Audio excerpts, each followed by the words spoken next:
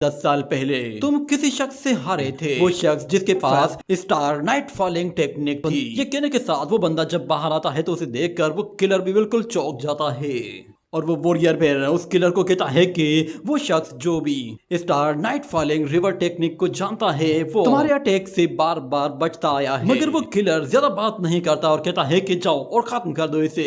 मगर वो sword cultivator अपनी सोर्ड निकालता है और सामने आने वाले वॉरियर्स को चुन चुन कर मारना शुरू कर देता है। उसके सोर्ड स्किल्स साफ क्लियरली दिखाई दे रहे थे कि वो अपनी सोर्ड को काफी अच्छी तरह से कंट्रोल कर सकता है और उसकी पावर भी इतनी ज्यादा है कि वो एक एक को चुन चुन कर मार सकता है। कुछ ही देर में वो उन किलर्स का सफाया कर देता है जिसके बाद वो सीनियर अकेला रह जाता है।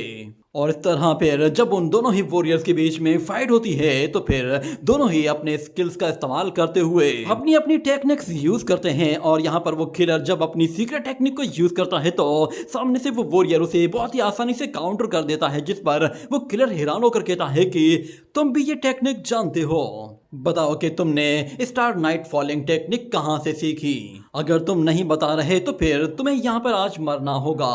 इतना कहते हुए वो उस वॉरियर को मारने के लिए जाता है, मगर वो स्टार नाइट फेरी टेक्निक तो इतनी ताकतवर होती है कि वो उस किलर को लोहे के चने चबवा देती है।